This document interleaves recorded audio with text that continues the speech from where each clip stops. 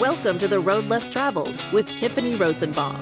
This podcast is about sharing the success and failure of entrepreneurs. Join in and learn from others' mistakes so you don't have to go through the same hardships in business.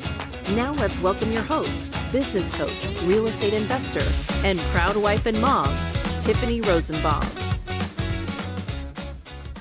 Welcome to another episode of The Road Less Traveled. We are excited today. Today's guest is Stacey Salyer, an entrepreneur, acquisition expert. You know and you've seen her all over social media and respected leader in the property management industry.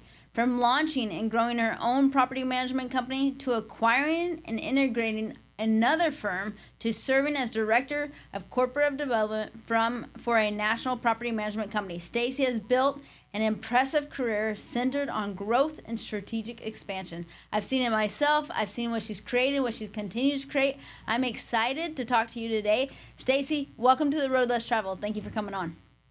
Yeah, thank you so much. What an awesome introduction. I really appreciate that. Super excited to finally get a chance to sit down and chat with you. I know. I think we've talked about this for, over a year now. And through schedules and stuff, it's just crazy. So we're excited to have you on. So tell us a little bit about, because you're all in acquisition mode, helping people acquire businesses. Tell us a little bit about that and how it came about and why you decided to do it. Yeah, well, okay. So those that are new to me, I've been in property management industry for over 22 years. So you name it, I've done it, seen it, right? And as you kind of said in the intro, I started my own firm. I did a large acquisition in my market during COVID. And then I ended up scaling that. I divested some of it to another firm in my market. And then I ended up selling to Pure Property Management and stayed on with them for a couple of years. And I was the director of corporate development, which basically meant I did M&A on a national level. So that gave me a huge opportunity and leg up to be able to see, hundreds of deals, hundreds of conversations, all that good stuff. And I decided to launch a consulting firm in 25. And as you probably know, most consultants focus on operations, which, it's like you go to a property management conference and everybody and their mother is talking about operations, tech stacks, whatever, which are really important. And I love ops. I love a good SOP. But I saw a huge need in the market as nobody's teaching people how to acquire. It seems to be like this kind of big mystery. You'll see like random Facebook posts like, hey, I have an opportunity to buy 200 doors. How much should I pay? Things like that. It's like, okay, well, that's a really big question. And I thought, you know what? I'm going to take my experience and everything that I've got under my belt. And I love being able to serve others in the community and be able to demystify that acquisition process. And so I niche down, and that is what I teach, how to go out and buy property management companies. So acquisitions are great. I've done multiple. I love them as well. But what's one of the biggest mistakes you see people make going through that process, going in to acquire another business? What is something you see that people are like just not grasping? I think the biggest mistake that people make in the very beginning is not really defining what they want to buy. And maybe the area or the market. I think that, people want to acquire. Again, it's kind of that big mystery of like, yeah, I want to go out and buy another business or a book of business, but they're not really stepping back to figure out like, well, what is my buy box? Like, what kind of portfolio do I want to go after? What can I actually put into my company without blowing up my current operation? All the things, right? That's a really good question. Right, I know you've done a lot of acquisitions, and so So I think just that very first step, people tend to skip over because they might say, they might be at a meeting and someone's like, yeah, I heard so-and-so wants to sell a portfolio. So they'll run, call them, have this meeting, get super excited. And then, maybe get down the road and decide, oh, this isn't actually the right thing. Or maybe they do buy it and they realize that wasn't the right thing because they really never defined in the beginning what they actually really want. 100%. And I don't think people always look at the cost that it's going to take to actually bring this company on. They go, hey, this is the acquisition cost.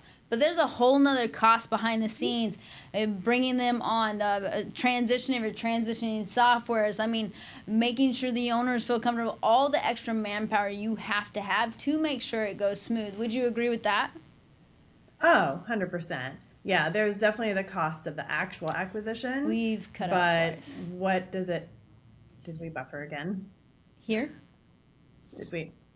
So just to let you know, we're gonna keep going through this, but storms are hitting Arizona really bad today with dust and everything. So it's not you, Stacey. It is us, I think, because I just asked my executive assistant, and the whole office is buffering at times. So I apologize. We'll see how this turns out, and we might have to reschedule. But Okay, that's okay. Editing is our friend. I agree. Editing is our best friend. So what okay. when you go in and teach people and you're like, hey, Yep. this is how you acquire. Do you teach them all the things to, like, what would you say your number one thing day one? What do you do with them? Yeah, so really day one is actually a one-to-one kickoff call with me, and we do define your buy box and your what I call your roadmap. We build that out in a custom Google Doc so they have it forever. But once you jump into my program, we really focus on like the messy middle is what I call it.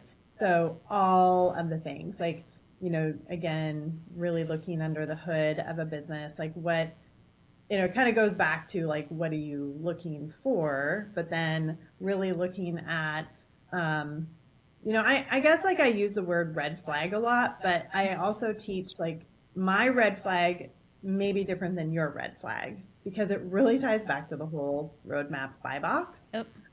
Like I can go out and acquire something that maybe, somebody who hasn't owned a PMC can acquire. And so just kind of teaching everybody the messy middle, really. I mean, all the ins and outs of what to look for, what's, what might be red flags for them, green flags, anything and everything. I share a lot of best practices, or I share a lot of like stories, like that. And then, toward the end of the program, we talk a lot about integration and like what that looks like, what's really realistic.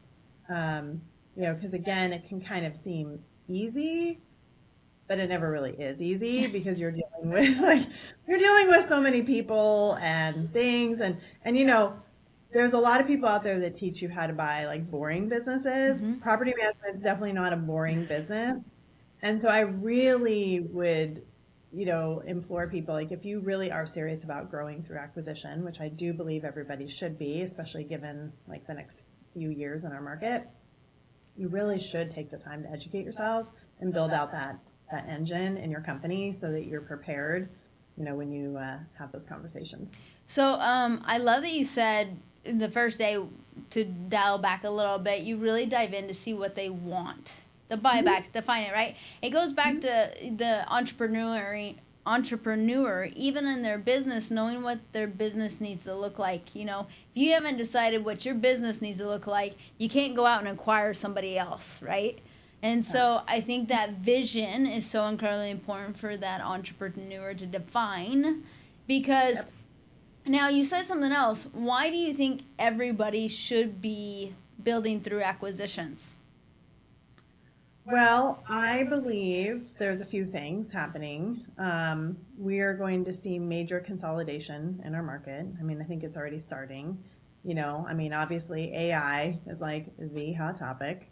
Those of us that are 100% on board with staying up to date with AI, and I've written about this a few times in my newsletter and probably LinkedIn, is that I believe that I would say in the next like 2 years, 3 years would probably be generous, we're going to see major consolidation of those businesses that have not kept up, because all the different AI platforms out there, they're going to be offering self-managing landlords a really easy way to manage using AI.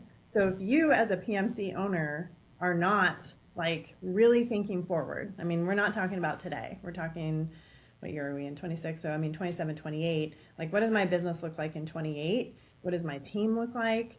What am I actually going to be offering these investors that they can't just get on an AI platform? Then, you're already behind. So I believe that those of us, and I'm sure I'm putting you in this camp because I know you, you have amazing opportunity to go out and acquire companies that are like, I'm done. This isn't what I want to keep doing. So I want to sell my portfolio, at a good amount of money so they can move on, either retire or take that money, invest in a different business or something. So I think that's a big factor. Obviously the boomer, the silver wave, one of my taglines is, well, boomers retire, you acquire. They're still kind of hanging on. But they are starting to kind of like, move on. So I believe that's a huge opportunity. And, I think we're going to continue to see kind of the bigger guys. They seem to be getting back out and working on acquiring. So, them as well. But I really think, again, I would say 3 years would be generous, but I think in the next couple, we're really going to see a huge drop off of like those small little boutique, small portfolios. Did we buffer? We did a little bit, but your small companies, yeah, I totally agree. I think you're going to see major consolidation. But I don't think people, if they're not actually really working towards this already, they're not going to be able to stay in business. And if they're not careful, their business won't be worth anything. Like, Correct. they have got to work towards building. And I sat down with Matt Whitaker. I've sat down with, Charles. I talked to him a lot. A lot of these people are building their own softwares on the back end. A lot of them. You have On Q that's doing it. You have, because they know that they can save money on it, but also then it is actually specific to them and how they run the business so they can get more efficient. It's interesting that you say that with consolidation. What do you see with all this consolidation that's happening, and it's starting to ramp up now? What do you see with management fees and where they're going? I think we're going to see a decrease in management fees, 100%. I mean, I look at just myself. Okay, so if I was an investor and I'm self-managing, sorry, I don't know if we were buffering or not. You're good. You keep on going. Management fees, you see that you're going to see a decrease. I think that we're going to see a decrease in management fees. Again, it goes back to those AI platforms that are being built out, probably already built out for self-managing investors. So we're going to see a decrease in those. I said this years ago on a Brad Larson podcast. He argued with me. I said, he's like, what's one hot take you have? And I said, I believe that like the stuff that happens on the West Coast, we're going to see major changes in the law on a federal level. He's like, no way. Yeah, well, I think I was right. It's already happening. Again, I'm from Washington State. I'm from the West Coast. So I feel like, what's happening on our coast is, edging out, and it has, right? Like Colorado, Minnesota, New York, other states. Oh, there we keep. I'll just keep talking. You could have me repeat stuff if I need to. Yeah. On the West Coast. I agree with you there. Yeah, so I think that we're going to see some major, law changes on a federal level in the next few years. And, now I can't remember what the question was. Sorry. No, we were just talking about how management fees were going to decrease. And what is this consolidation? What does everything look like? And you said that years ago, and that had to have been years ago because it was Brad Larson, that you said you're going to see the federal law change. And I think you're going to see more of that. I think you're going to see more regulation. You're going to see everything's transpiring that we're going to be more heavily regulated. So property management companies are going to have to lean on tech, are going to have to lean on making sure they are very lean and very efficient. I think that's the only way property management is actually going to be able to stay in business. Yeah. No, I agree. That's why I believe like those smaller boutique companies are just they're just not going to be able to exist. They just won't be able to afford doing what they're doing and doing business the way they've been doing. But, again, one of my favorite quotes that I live by is the only constant is change. Oh, yes. So, yeah. I mean, I'm a huge change agent. I love change. Same. I realize 99% of people listening probably hate change. I love it. Well, if you hate change, I don't know why you're in business, because you are changing rapidly right now. Literally every day. It's My father always had a saying: new problems to solve and relationships to savor. And it's all about change on a daily basis. You're not coming into your office on just a little bit, a to-do list every day that's the same. You're changing, especially as a business owner. One of my things I've always said, and I've gotten ridiculed about this a lot, actually, by a lot of people in the industry. I said, bigger is always better. And the reason why I say that is because you cannot strategically really work on your business full time unless you have a team big enough and good enough that run the day to day. And you can't hire a team unless you're big enough to do that.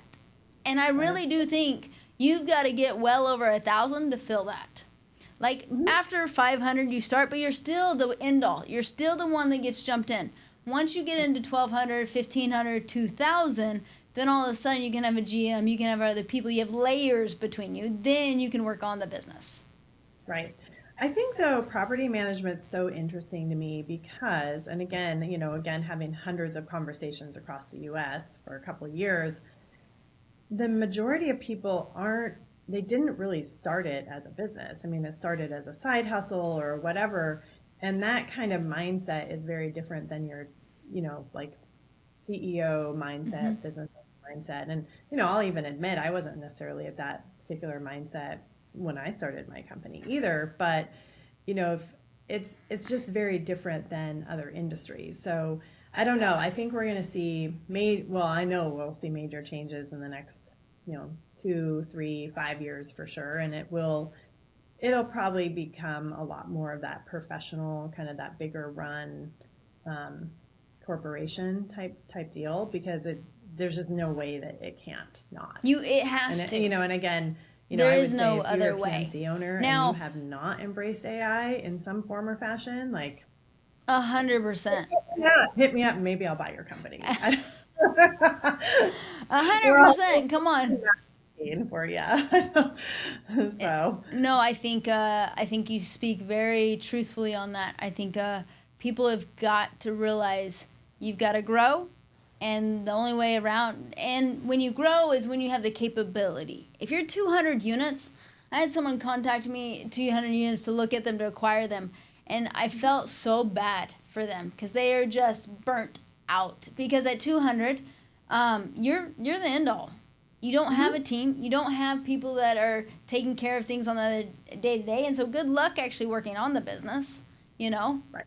And so I felt bad for the person. I'm like, hey, let's talk about this, see what we can do to get you out of the day-to-day. And so we're discussing it. But that's why I am always very much bigger is always better, because then you can actually work on your business. Because I remember, and I know you had this time too, Stacey, when we were both small, really small businesses, 150, 200 units. Man, it was brutal. You get beat to death. You're not, you're not going on vacation without your laptop. I don't do that now because I love what I do, but I'm just saying you don't have the opportunity. And I think that's what people need to realize if you want to make it a business. And what you said is people, they start this as a side hustle. And I think a lot of us did. I did. I had to. I needed an income. We had no food. We had no heat in the home. And so we started it. And I think that is the biggest hurdle for any business owner, right?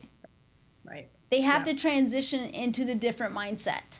And when you're talking to people and coaching people, how do you help them with that? Because if you're at 200 and you're acquiring another 200, you're doubling your business overnight, and you could sink it if you're not careful. Yeah, I love that you brought that up, because I do believe in our industry we don't have enough of that leadership development, right? Like I kind of mentioned, you go to a conference and it's like 99% operations. There might be, I guess the other 1% covers maybe marketing, growth, and leadership development. Maybe. I don't even know if we had a class on leadership development. I actually, I still do my clarity call with people before they'll join my program. I do want to make sure that they're the right fit and in the right mindset. I don't want people to join the program and just, then join and like not get something out of it. But it is something that we talk quite a bit. Like I kind of weave things in and out of that, like inside, not only talking about just like the messy middle piece of like acquiring, but also like, why do you want to do this? And again, that's a lot on the clarity call of, tell me more about like, what are your end goals? Like if you just, I love that you asked that question because I think so often, like I said at the very beginning, it's sexy, right? And when it's yep. sexy, it looks great, but you're Mm-hmm. not seeing the lift that this is going to take and the strain it's going to take. Because to bring on 200, 300, right. 500, 1,000 units at a time, you got to realize that is not just a sexy thing. It becomes a lot of hard work and a lot of long hours to make sure people don't just churn out the back door, right? Yeah, Washington, we only have nice weather July and August. So, it's a beautiful day here. See, and it's like the dust and the craziness. Daniel tried to actually land last night because he flew back in, and they had to try to land, and they went back around and try to land again. It was one of those crazy times. But no, what I was saying is so often people see the sexiness of acquiring and not seeing the lift or the strain and the long hours that it's going to take as soon as that contract's signed, right? 100%. The easy part is during due diligence and actually the negotiation. The hard part comes afterwards, and I don't think people always look at that. Do you find that at all? Oh yeah, no, I do think so. Again, it's kind of that mystery of like, yeah, I want to acquire, but I really don't know how. Nobody really talks about it. So, kind of demystifying that, like the messy middle. And that is important. But again, every transaction is so different. So every, due diligence, it's going to look different on every transaction. And then, what I call the eat shit period, to be quite honest. I mean, it's like, once you close and you're like, wait, yeah, now I own all these new contracts. I mean, that's a lot of work. That's a whole nother job for yourself. And then don't forget your team. And then maybe you're incorporating some other new team members. Maybe they are not happy. I mean, there's so many factors. I mean, your residents, your clients, vendors, like, all the things, and that part of it in itself is just so much work. And if you're not pre-planning, and things are gonna always happen that you just don't even think about. And so being able to work with someone like myself, where it's like, okay, well, I can at least give you the lay of the land of like, here's how like 50 or 100 plus or whatever, like what this looked like. So, but new things always come up. You just never know. I would say there are always a little bit of skeletons. There's always, you're going to find things. Because due diligence, you try to be very diligent and you try to get all the information. But you're also learning about 300 owners, and you're also learning about 600 or so residents, because all the different residents in the units. You're also learning about a new team and their personalities, and if they're coming over, and how to make sure they feel integrated. I mean, I remember there was one that we did, and I would say this is the smoothest transaction that we've ever had, and it's because of the team. They were phenomenal, just the best team. But even with that, we still had hiccups. We still had skeletons. We still had issues because you're integrating so many people. And it just is something that people need to look at. And so what are I'd like to switch a little bit. What are the different ways you see people transact? Like different, like seller carryback. What are the different ways you're seeing people buy property management companies? I would say, the two main ones are like seller financing or, SBA loan. And I don't think it's a bad idea to explore either. I mean, SBA loan, of course, it's a lot more paperwork and all that, but they do have some pretty cool programs where you can do, they'll lend up to 100% if you already own a PMC. I mean, so there's some pretty cool things out there, but be prepared, of course, to do a lot of paperwork and pretty much like, give your firstborn to them, whatever. But pretty much. Now, I have not done a SBA loan when it comes to PMCs. So I hear people going into them, and just by talking to you, I'm like, yeah, there's a lot of paper. I know there's a lot of paperwork, but just talking, it sounds like it's a beast of a process. Have you helped someone go through it? Yeah. I mean, even myself, I'm in the middle middle of like looking at doing some different transactions. So it's something that I'm working with personally. And yes, I've helped others as well. Okay. So that, I mean, I love seller financing. That's like hands down, I'll do that all day long. Oh yeah. It just really depends on the project. And of course, then it just depends on the buyer and how much, cash you may have or not. But I think seller financing is a win for everybody. But again, not every seller wants to go that route either. So just really depends. I do think though, so in my program, I encourage everybody, I do introductions, I build relationships, help them build relationships with everyone. And I think that they should get pre-approved, at least for SBA. So that way they're set and ready to go. But I love seller financing. I do like seller financing. It makes it easy, and I do think it's a win-win because then you don't have capital gains. You can do certain things. I mean, it just makes it a lot easier. But we've done multiple different ways, but we've never done an SBA. Have stayed away from that. What are the ways you're seeing people actually define what the PMC is actually worth? Because I've talked to multiple people, and multiple people actually look at it differently. Some are per door, which I think that one's actually leaving the market more. Maybe not. But you have door price per door, and you have other models. What models do you see in the industry right now? I would say the most popular one for what most people are purchasing would just be your SDE, like your seller discretionary earnings, really. Okay. Just take a look at that. I mean, you can do the EBITDA route, but EBITDA really is not for your average property management business.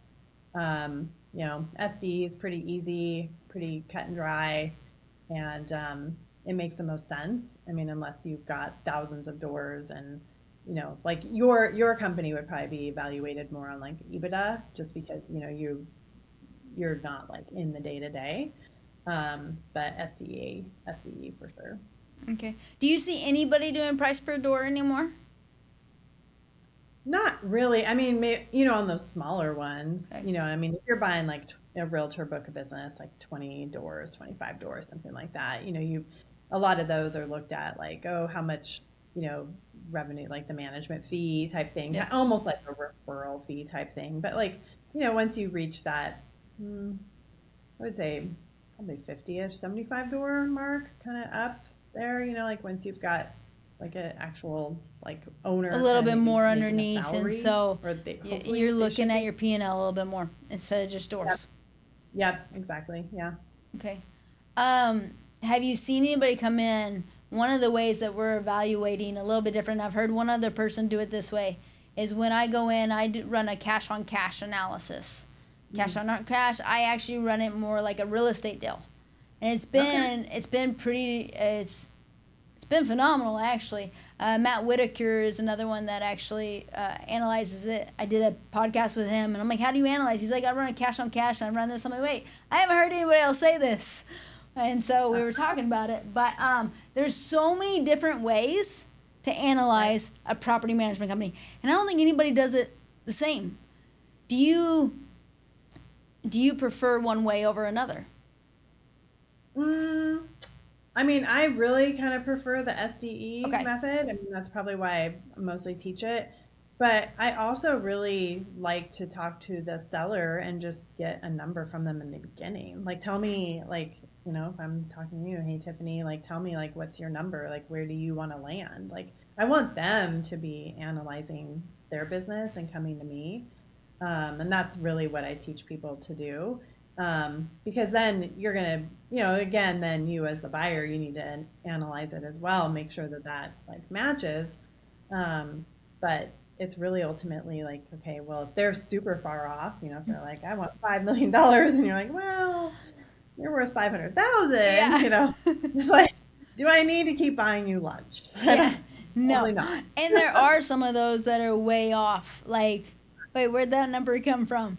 I mean, you Right. got to make sure you're in the realm of reality.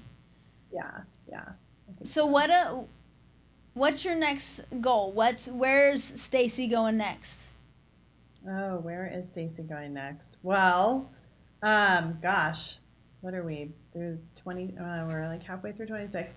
Yeah, I mean, I am working on acquiring myself, getting back into the Okay. game because I do believe that they're amazing businesses and I love to practice what I preach. Also, I believe it makes me a better teacher. Obviously continue my programs. I love being able to teach people across the US and also Canada as well. I can help my Canadian friends, learn how to build out their acquisition engine. I've got some different programs I'm probably going to launch in 27 for the higher level acquirer. Mm-hmm. So, right now my sprint program is really for kind of that newbie, maybe they've done like one acquisition in the past, but they really want to kind of like dive in and work on, leadership development, their roadmap, the messy middle, and then integration. That's a great program for, newbies, but I've got some stuff on the works or in the works for 27 for people more like yourself, who've done quite a few different acquisitions and are maybe looking to kind of get with other Get people in the bigger U.S. and do more. We are Yeah. actually actively acquiring right now as Mhm. well. We've turned down quite a bit in 2026 because they weren't the right fit. It was like just not on the mark. So we have a few other on the docket, and so hopefully we're hoping to close one or two by the end of the year. That's like Very cool. our where we sit, where we feel comfortable. Not too many coming on, not too because we're not the 15,000, we're not the 20,000 company. Right. We're a little bit smaller, so we try to gear, like you said. What's the vision look like? What can the team handle? Where can it go? Because you can acquire yourself out of business too. You can grow yourself out of business, so you got to be careful. So you Yep. said you're actively acquiring now too. What states are you acquiring in, if you don't mind us asking? Well, I'll just say not the West Coast. Not the West Coast. Oh, we just buffered. Hold on, Oh, like you said not so the West Coast. not the West Coast. Yeah, I'm looking more southeast, Oh, that nice. area. Yeah, Oh, yeah. I could So guess then, but I hope it's somewhere beautiful with a lot of sun. yes, pretty much. I mean, that's my other goal. I just had the baby graduate high school, so I'm officially an empty nester. Oh my gosh. As of this last weekend. I have no more children at home, which is really kind of weird, but hasn't quite hit me yet. So yeah, really my mantra going into 2026 was create a life where I can chase the sunshine and be present for my family, and that's what I'm going to continue doing. So chase the sunshine and be present for my family, and really just keep doing what I'm doing. I love what I do. It's kind of like you. You're like, yeah, I still take my MacBook on vacation. It's not. Yeah, I mean, it's same. Like, I just love what I do, and I love being able to help others. So it's been a lot of fun. 100%. I was just talking to someone the other day, and they're like, "Tiff, do you ever slow down?" I'm like, "Why would I if I really love what I do? Like, Right, it's not work. I love what I do."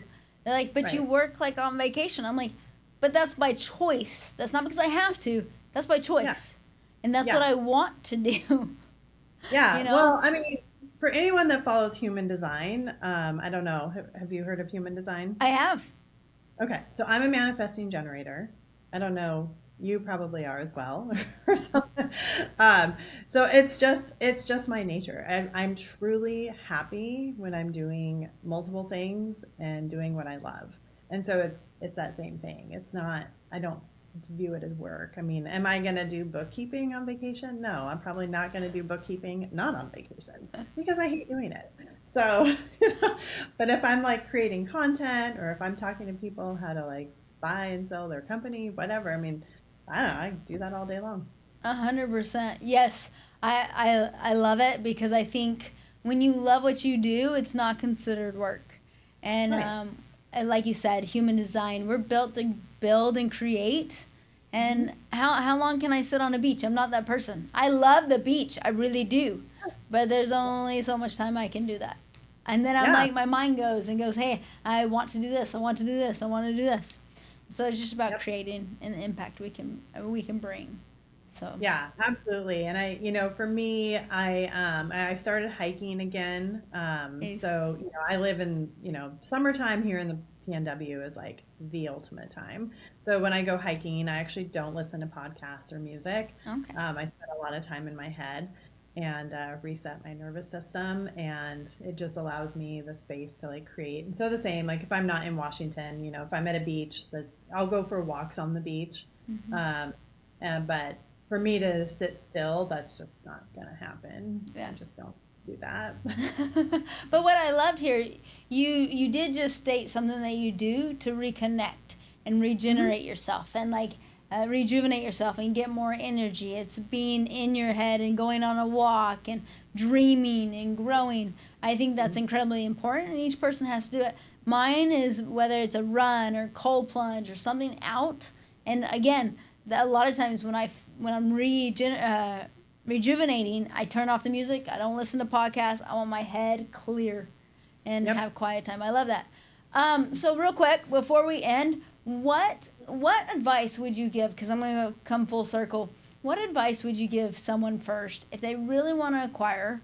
What is the best advice you give them? I would say, my number one advice would be get very clear with yourself and your intention and your goals, why you want to acquire, and then, once you have that answer, then what do you want to acquire, and go from there. And what would you tell them to watch out for?